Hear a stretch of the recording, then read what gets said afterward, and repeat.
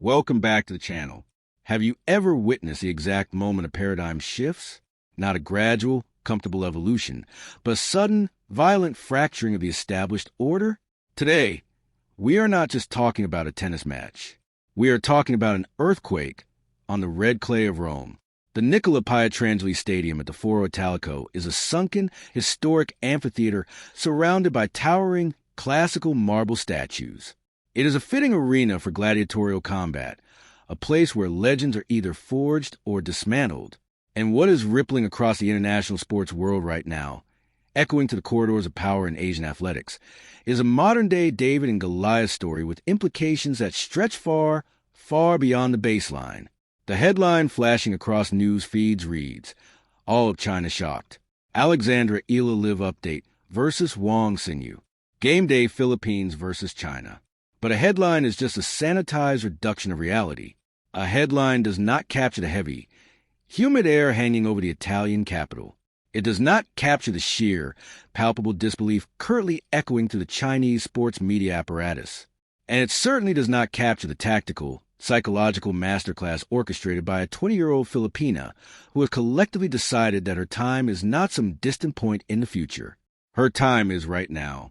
To understand why this match is sending absolute shockwaves across the continent, you have to truly understand the stakes. In the realm of global sports, China is an industrial complex. They do not just hope for champions. They manufacture them. Through meticulous, data-driven talent identification, billion-dollar infrastructure projects, and state-sponsored academies, they have built a tennis pipeline expressly designed to replicate and replace the legendary legacy of Li Na. Wang Xinyu, tall, extraordinarily powerful, and armed with ground strokes that can punch a hole through a brick wall, is a premium product of that system. She is the established force, the designated heir to the throne of Asian tennis. On the exact opposite side of the net, you have Alexandra Eala. She comes from the Philippines, a magnificent, vibrant archipelagic nation of 115 million people, where basketball is not just a sport, but a religion. It is a country where boxing is a national pastime and tennis is, historically speaking, an afterthought relegated to country clubs and cracked public courts. Eala does not have a sprawling, infinite domestic tennis infrastructure behind her. She had to leave home at a heartbreakingly tender age, uprooting her entire life to train at the Rafa Nadal Academy in Mallorca, Spain, carrying the singular, crushing hopes of a nation desperate for a global tennis icon. But do not mistake this for a simple, feel-good underdog story.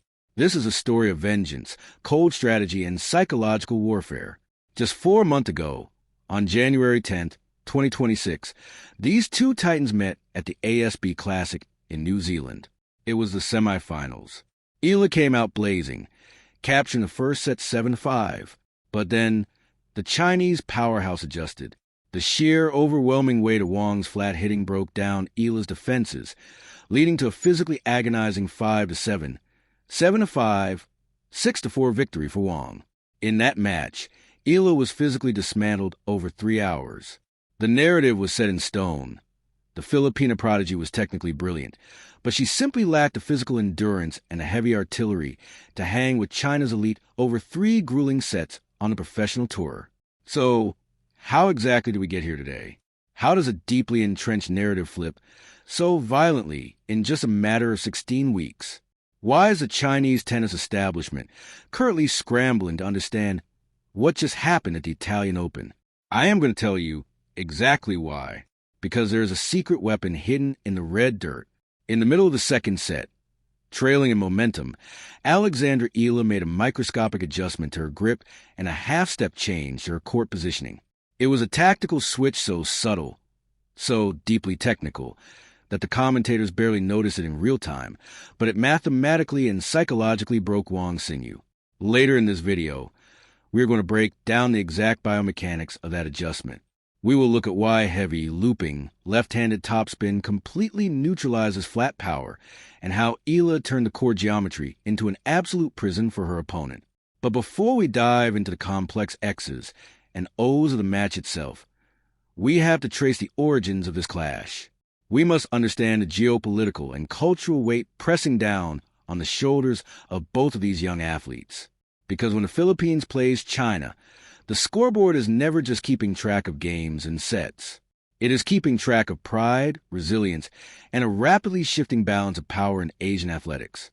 Stay with me, because this is a comprehensive anatomy of an upset that changes everything.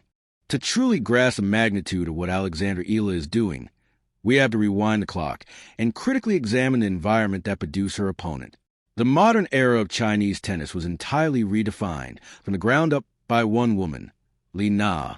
When Li Na won the French Open, she did not just win a tennis tournament. She ignited a cultural revolution.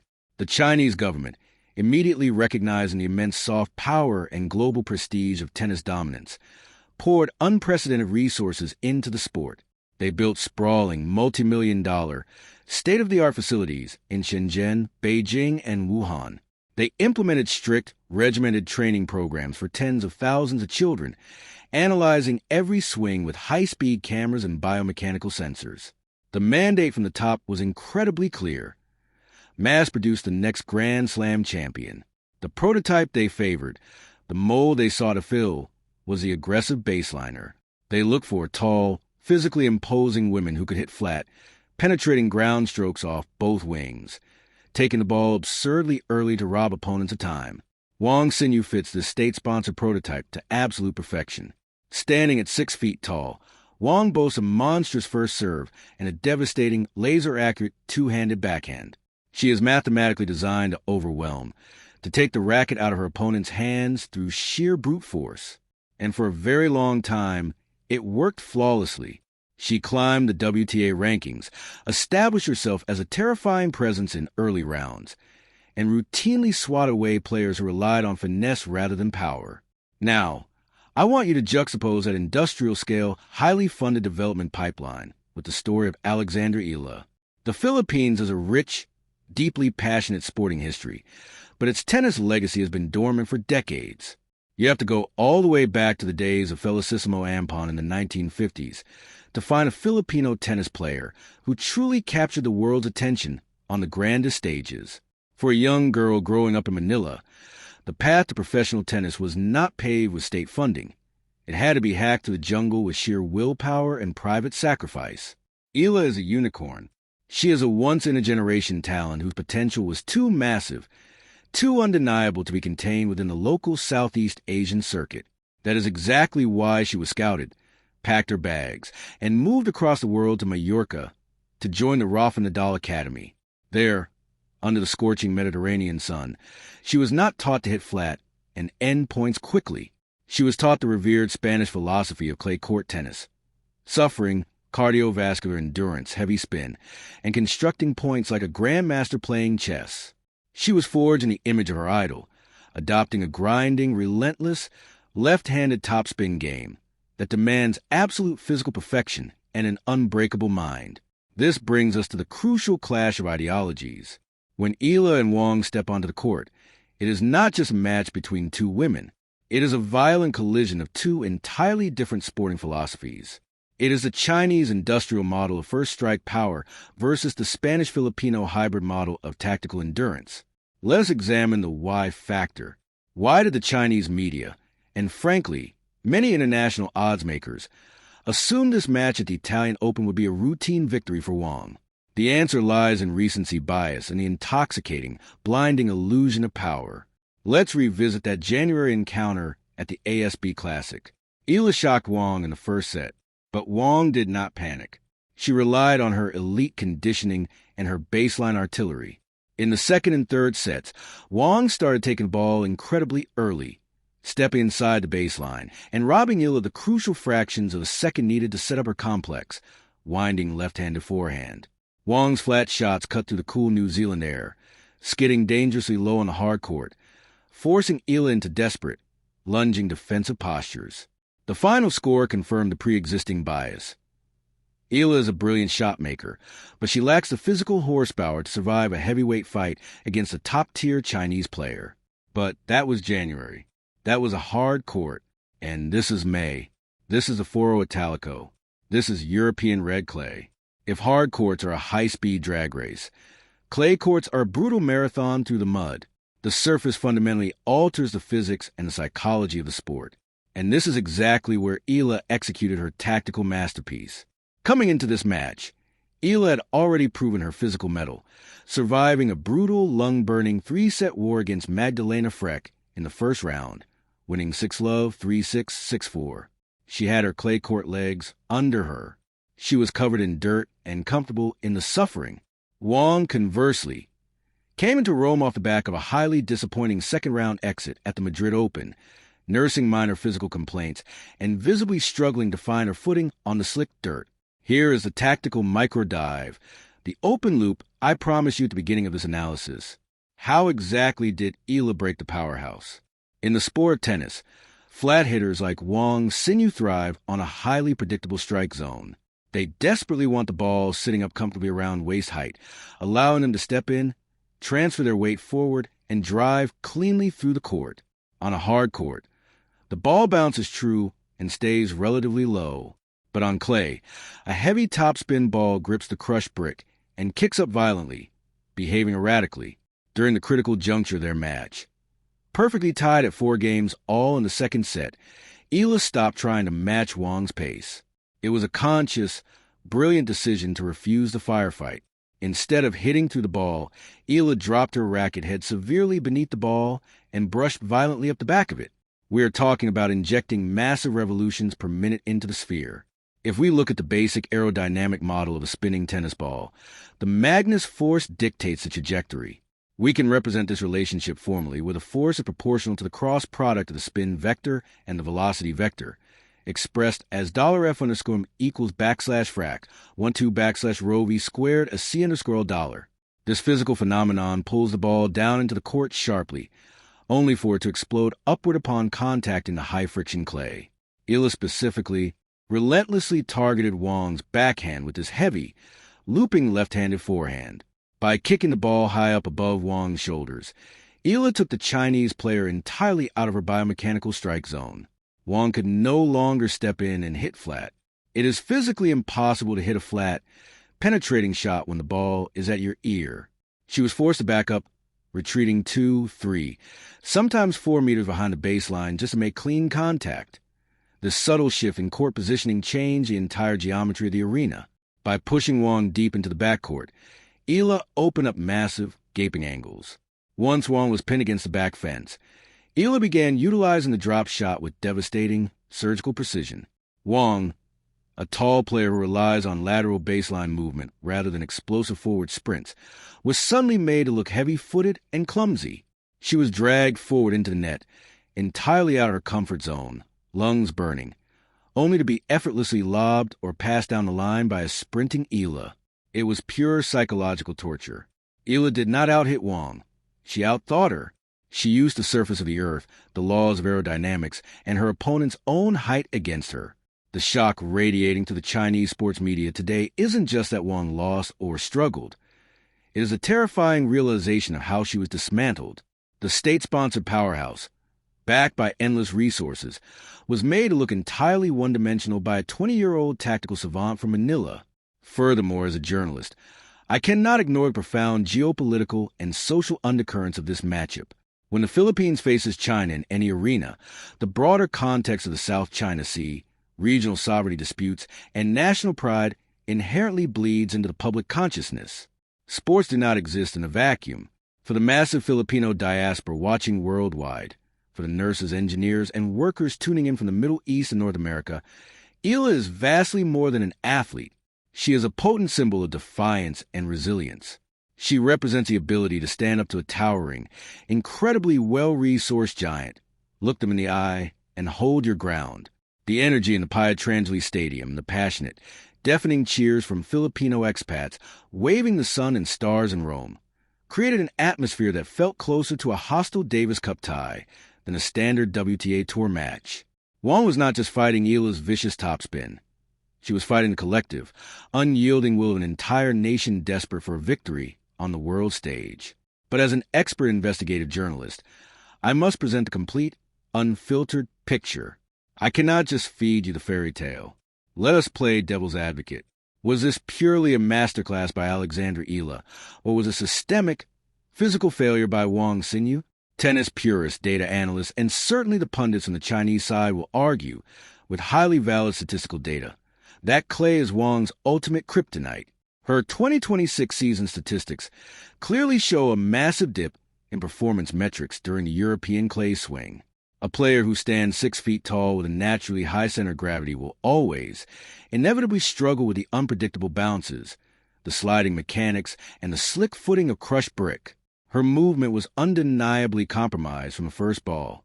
Moreover, there were persistent whispers coming out of the locker room in Madrid that Wang was dealing with a nagging lower back issue. When you are a power hitter, your entire game relies on rotational torque. Any physical restriction in that kinetic chain completely destroys your ability to generate elite pace. The counter-argument loudly states that Eala didn't beat the absolute best version of Wang Xinyu. She beat a compromised, uncomfortable, heavily taped player on her absolute least favorite surface. They will point out that Wang's first serve percentage dropped precipitously. In their January meeting in Auckland, Wang's serve bailed her out of trouble repeatedly, yielding crucial free points. In Rome, the heavy, humid conditions deadened her serve, allowing Eala to step comfortably inside the baseline and attack the return with impunity. If this exact match were played under the lights on the lightning-fast hard courts of the U.S. Open, the Chinese analysts argue, the result would have been violently different and Eala would have been blown off the court. While these counter-arguments hold significant analytical merit, they absolutely do not invalidate Eala's achievement. In fact, they highlight her brilliance. Part of being a Grand Slam-level champion is aggressively exploiting your opponent's weaknesses and maximizing your environmental advantages. Eala knew Wang was physically uncomfortable on the clay, and she ruthlessly, clinically exposed that discomfort. She didn't just win the points. She dictated the entire terms of engagement. She saw a crack in the armor, and she drove a wedge into it until the armor shattered. So where does this leave us? What is the long-term trajectory of this rivalry? And what does this match actually mean for the future of Asian tennis? If we project 5 years into the future, to the year 2031, this match at the 2026 Italian Open will not be remembered as just a second-round upset. It will be viewed as a historical inflection point. For Alexandra Eala, this is a definitive, undeniable proof of concept. It is the exact moment she proved to herself and to the locker room that her physical conditioning, her tactical maturity, and her mental fortitude have finally caught up to her immense raw talent. Breaking down a top-tier Chinese player on a major stage is the exact catalyst she needs to shatter the glass ceiling and push aggressively toward the WTA top 10. It transitions her from a promising prospect to a legitimate, terrifying contender for French Open crown. But the broader, much more important implication is what this does for Southeast Asia. For decades, the region has imported its sporting heroes, staying up late to cheer for Swiss maestros, Spanish bulls, or American prodigies. Eala is proving in real time that a world-class, elite tennis champion can be cultivated from the Philippines.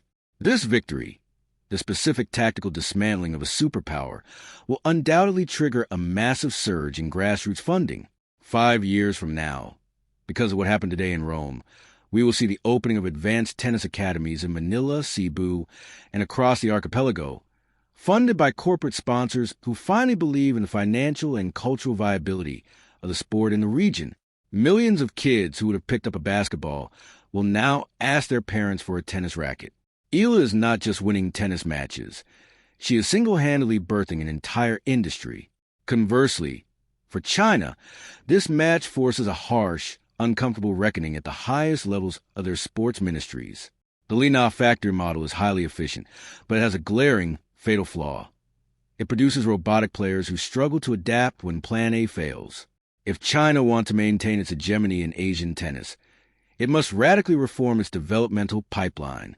They need to teach their young players not just how to hit hard, but how to suffer. They must teach them how to slide gracefully on clay, how to utilize the slice backhand, how to transition to the net, and crucially, how to win ugly when the flat strokes aren't landing. The shock reverberating through the Chinese media today isn't just a panic about one lost match.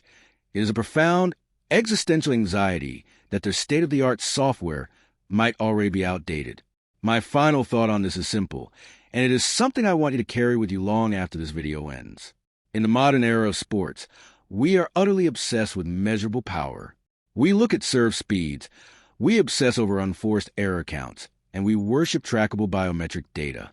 We naturally assume the biggest, the strongest, and the best-funded athlete will inevitably crush the opposition. But tennis, perhaps more than any other sport on earth, is a game of the mind. It is a brutal psychological boxing match played from 78 feet apart. Alexandra Eala walked into an ancient Roman arena against a taller, stronger opponent backed by the limitless resources of a global superpower. And she won, not by hitting harder, but by hitting smarter. She used geometry, the physics of spin, and the very dirt beneath their feet to completely neutralize raw power. She proved that intelligence, adaptability, and grit can dismantle an empire. It is a beautiful, brutal reminder that true greatness cannot be simply manufactured on an assembly line. It must be forged in the fire of competition, driven by an absolutely unyielding heart. Thank you for joining me on this deep dive. If you appreciate this level of detailed, uncompromising sports journalism, hit the subscribe button, like the video to help us combat the algorithm, and most importantly, I want to hear from you. Get down in the comments right now. Do you think Alexandra Eala is destined to bring a Grand Slam title home to the Philippines? Or will the Chinese tennis machine adjust, retool, and strike back in their next encounter? Let's keep the conversation going. I'll see you in the next one.